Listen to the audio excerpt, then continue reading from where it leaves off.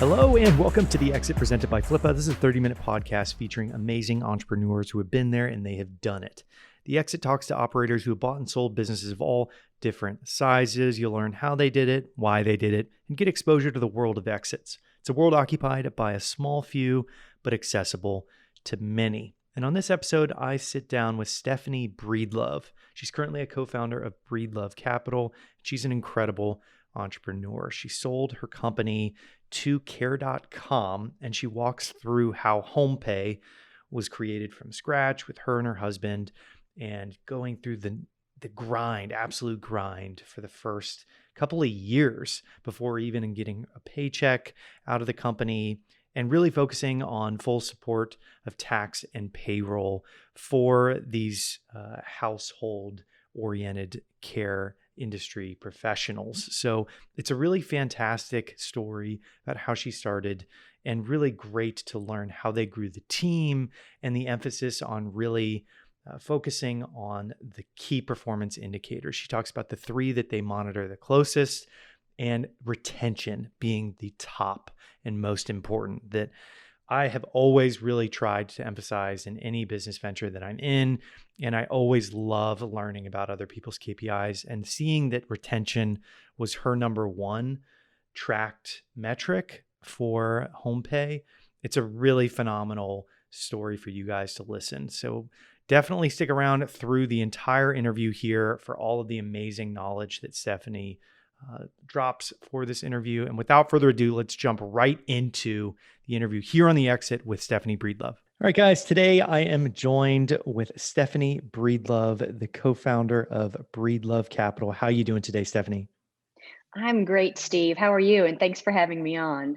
I'm doing fantastic. I'm excited to dig in here. So before we get into your exit and that story and unpacking that, let's talk a little bit about your background and how you got into business. Absolutely. I'm 56, so I've had a long career. I'm not in the early stage of my career and have the wisdom that goes with it. And to go all the way back to the beginning, I have a degree in finance and an MBA, and I left right out of graduate school into corporate America and went to work for Accenture in the late 1980s. And, really was just not knowing who I wanted to be when I grew up.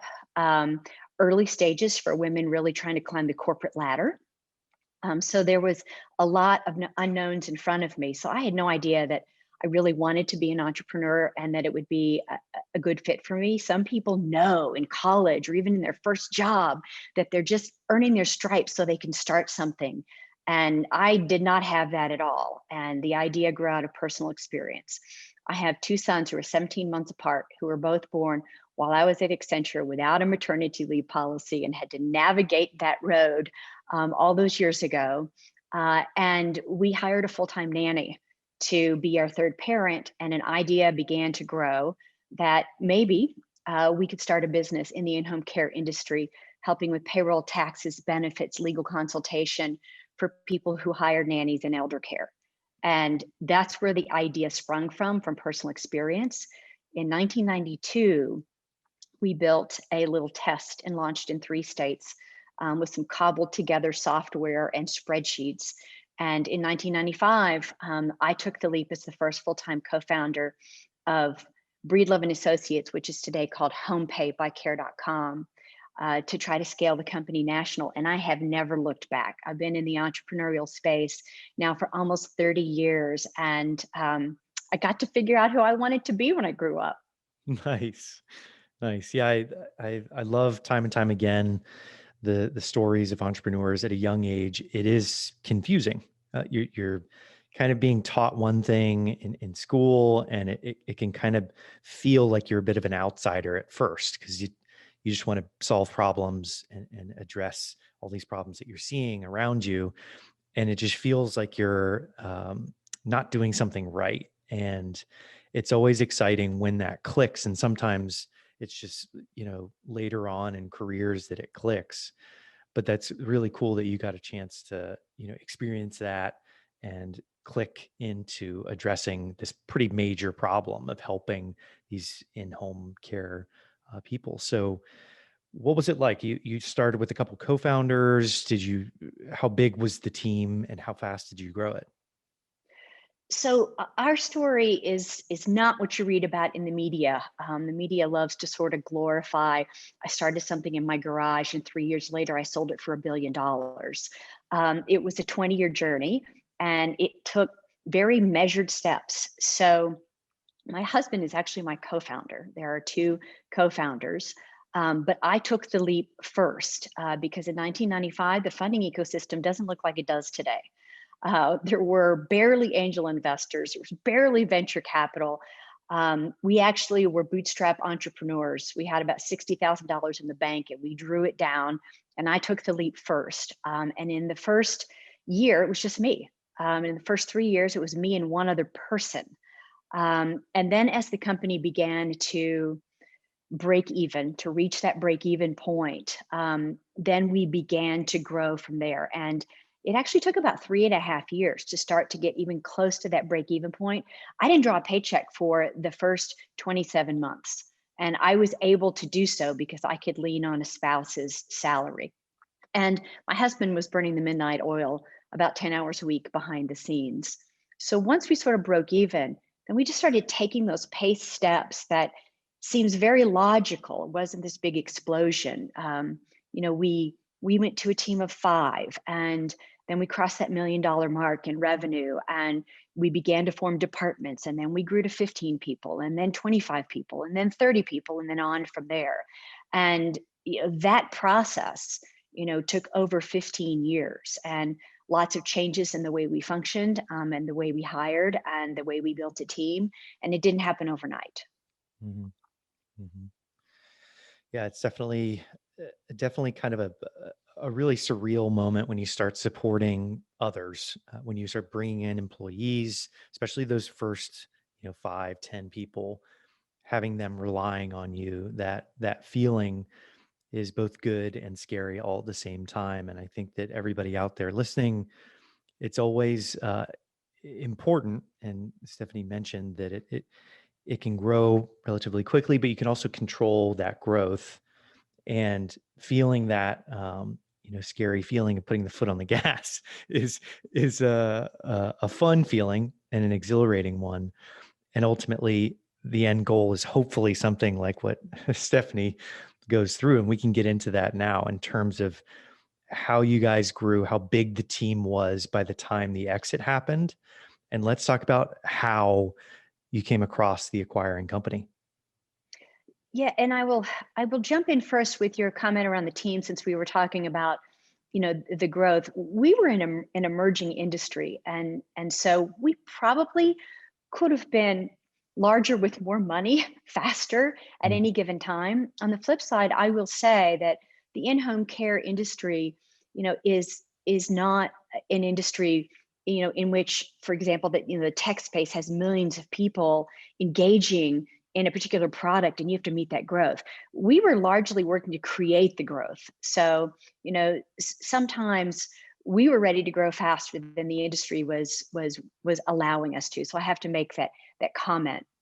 But mm, I will say this from a team point of view. You use the word relying on you. And I just want to mention two things for those who are listening and watching out there. The first is that when you hire someone, I have always had this philosophy: whether you're hiring your first person or your 100th person, you need to be hiring someone who potentially could take the next job above them. Hire to groom yourself out of a job. And if that's your overarching philosophy, then the people you hire will organically create some of that growth that we were just talking about. And the second philosophy that I've always had is that they are relying on you. They didn't show up on your doorstep as geniuses in your space and have already drunk your Kool-Aid and understand how to do their job at their best and to grow along with you. It's your job to help make that happen as their teammate. So the word delegation exists a lot in entrepreneurship, and delegation means setting up training programs and working alongside a person to help them be the best for themselves, the best for the department they're working in, the best for the company. And that's hard and arduous work. If you want to bring someone in, who's got this fantastic resume and just turn them loose. That's an abdicator. A delegator is someone who digs in at their side and works along with them. And that's how you grow a team. So I'll mention that part because you were talking about how do you grow the team and what's the work like and how do you do it such they're relying on you, but you're doing it the right way. So I wanted to touch on that. But then you asked me about the how of the acquisition. I will say that we were approaching that $10 million mark in revenue, and you start to become attractive to the general world at about $10 million. So we were having a few phone calls of who are you and what are you all about? And may I want to partner with you, private equity firms, potential financial acquirers. We were acquired by Care.com, who is a strategic acquirer. And soup to nuts from beginning to end was 6 months almost to the day. And it really started in a purposeful but human way.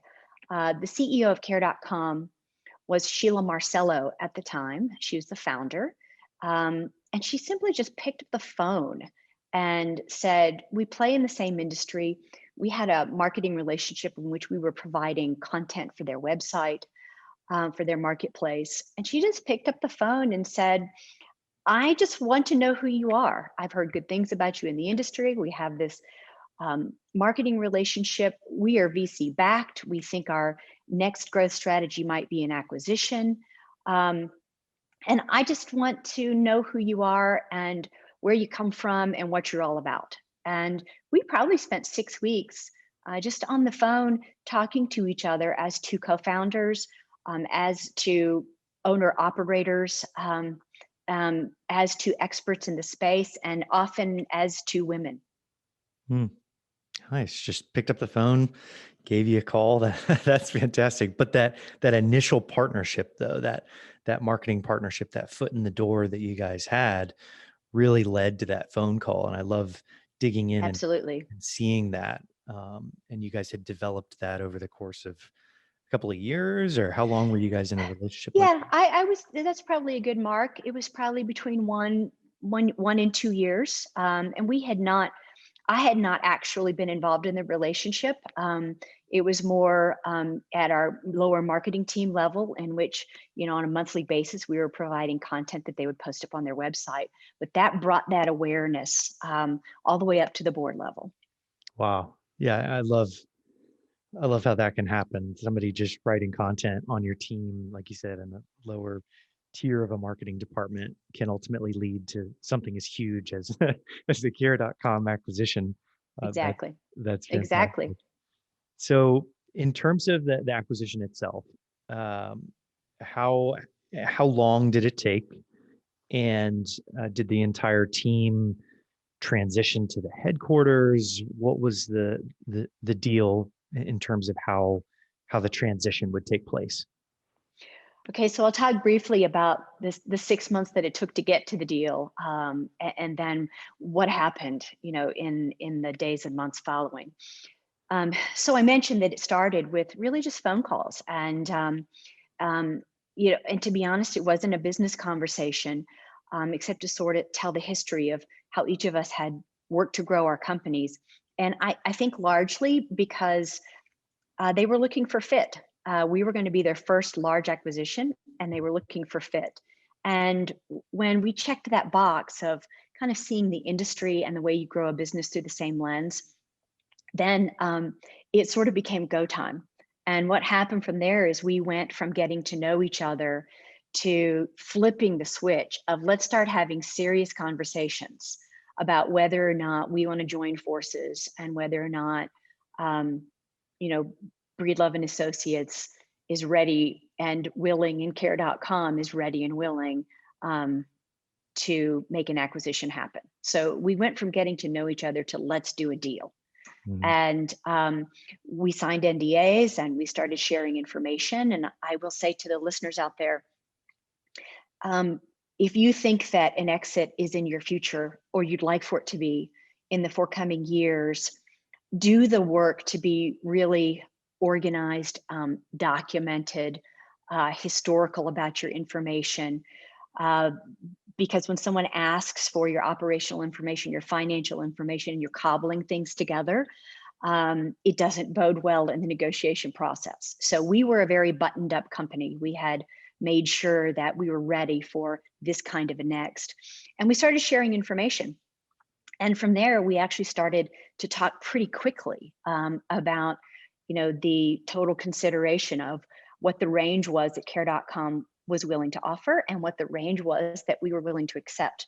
And we came to an impasse within probably about 2.5 months. And I will say this, that unless an exit is the only thing on your list, then it's like any other large financial transaction. I compare it sort of to buying a house. You have to be willing to walk away, because if the win isn't there and this isn't your only mission in life to exit, then you're better off doing something else.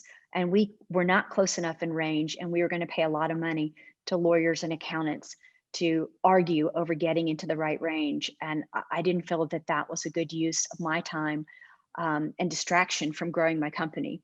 So we agreed that we liked each other's story, but we were too far apart, and I walked away. And about 6 weeks later, Sheila called back and said, "We think we can buy your story. We think we can get into your range, and let's keep this negotiation going." So we had about a 6-week gap. And from that point, it was go time. We set up the data rooms. We connected with their CFO, their CTO, their CMO. We put together our team of lawyers and accountants. And I led the negotiation from a human point of view. I will say there are a lot of M&A experts. There are a lot of brokers out there. And you feel like as a founder that negotiating acquisitions isn't your forte, and it's not. But no one knows your business better than you do. So I would recommend to any founder who should know that they are not experts at negotiating acquisitions, that if they put a team together, folks who can speak the legalese and mitigate the risk financially, that you should go to work at the lead, because no one knows your business better than you do. And at the end of the day, it's not really about, legal speak and high finance. It's about two companies coming together in the right way. And there's a lot of basic operation and human conversation around that. So we marched forward with myself and my husband, who was the bad cop. We played good cop, bad cop a little bit in the background. And we marched forward serious about making the deal go, which means that, we had to give a tremendous amount of our time over about a 3 or 4 month period. And our executive team did not know. We opted not to tell them until the deal was going to go through. And the deal went through. We took 50% in cash and 50% in stock. They were hoping to go public in the next couple of years. So we took the risk that they would go public, and we would be a valuable part of the story.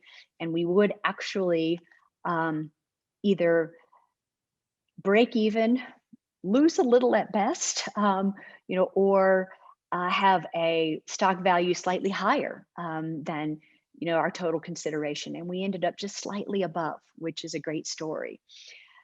So we inked the deal, and I just said we didn't tell our team until we knew the deal was going to go through, about a couple weeks before signing. And there's lots of debate in the marketplace today about whether or not you should bring your team along the ride with you or not. And we opted not to, mostly for the company. If the deal didn't go through, I didn't want to see, our clients and our employees suffer because the people who were running the company were distracted by something that didn't come to fruition. So on the flip side, we had to do the hard work to shock a group of our management team to say, this is what we're doing, this is why we're doing it, this is why it's going to be successful for the company and for you. And then we had to go to work to bring them up over the hump 2 weeks before signing the deal. And that's a little bit of a shock. And we actually set up one-on-ones with every management team member multiple times a week for as many weeks as they needed it, for us to give them comfort and to put a plan together.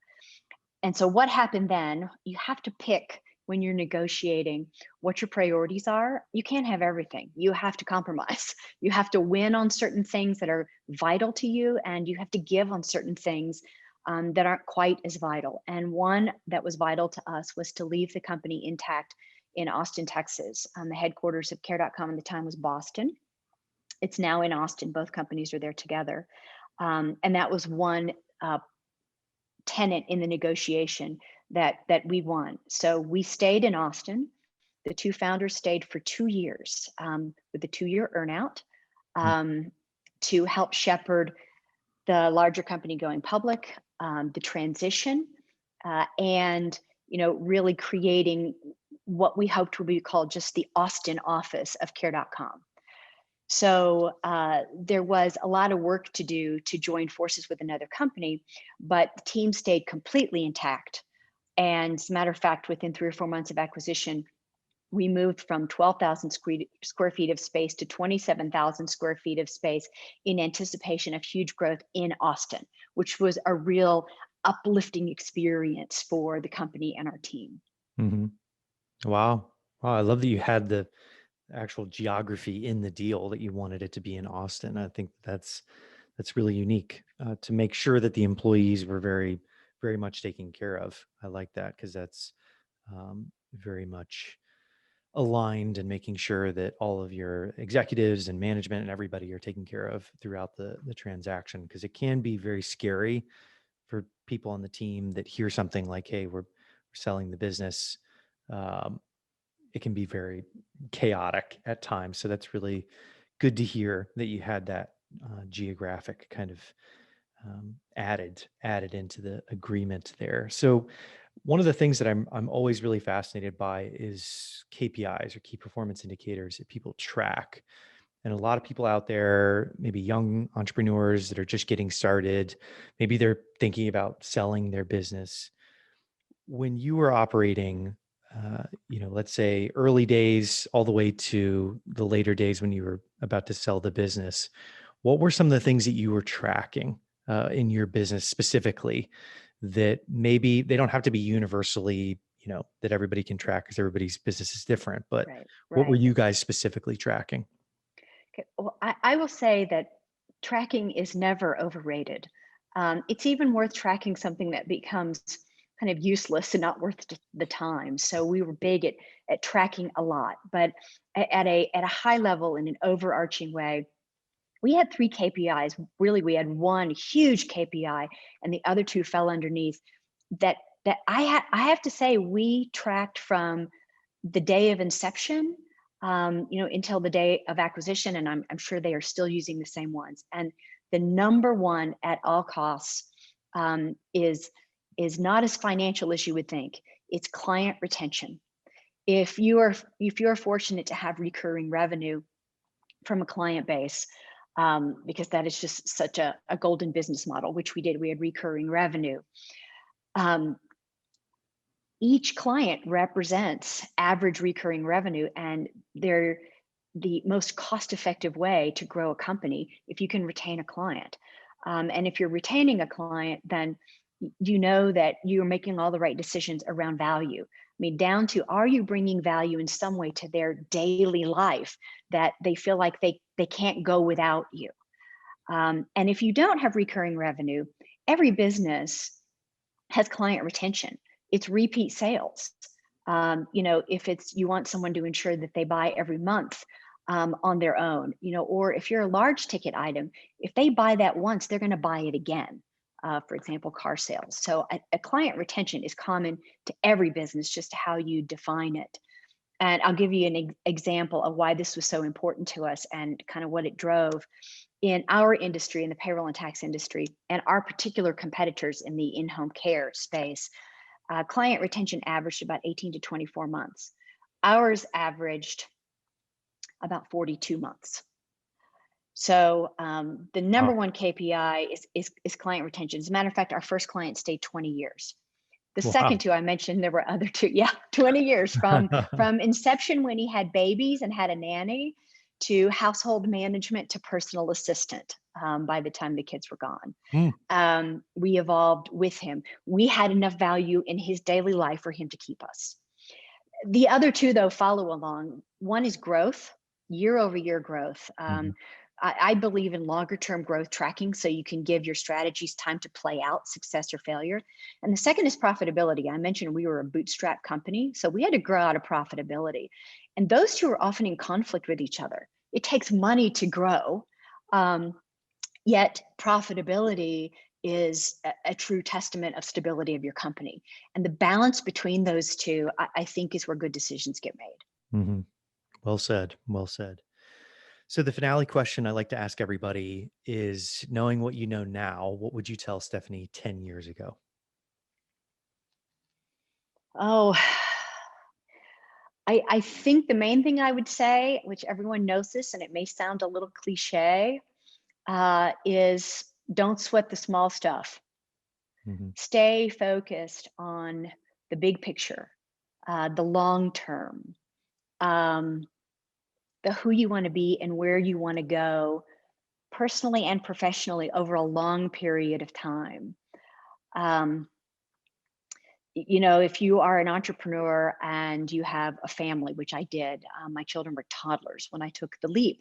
So I was constantly stressing this balance between two and right by my employees and my company and my children and my family.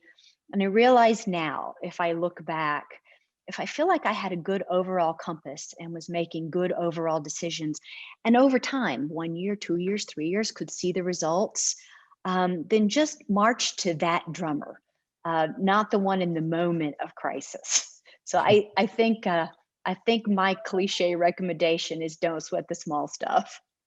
Got it. Got it. Well said. So those are all the questions I have for you. What is Breedlove Capital? What are you guys focusing on? And where can people go and learn more?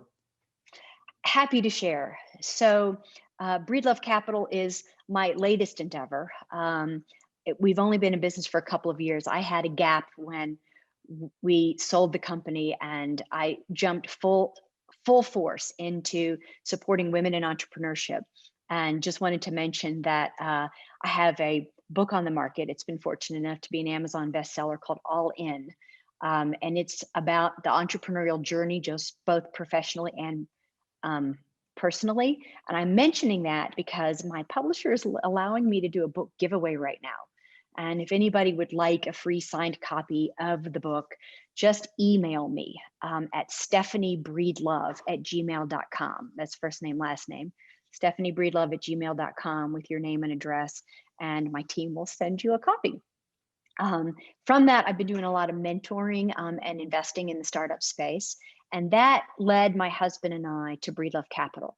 Breedlove Capital is a family office and an investment firm, in which we've taken our good fortune from the acquisition.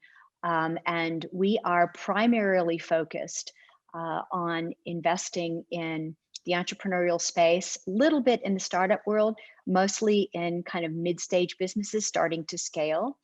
And we are also investing in entrepreneurship through acquisition.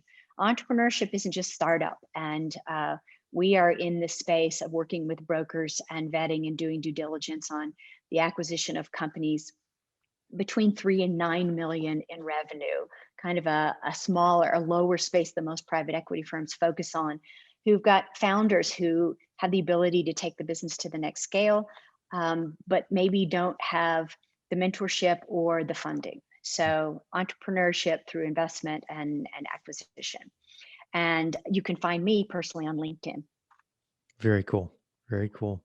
Well, thank you so much for coming on the show, Stephanie. Wherever you guys are listening to this, on iTunes, Spotify, or SoundCloud, all the links that Stephanie mentioned will be in the show notes. Once again, thank you, Stephanie, for coming on.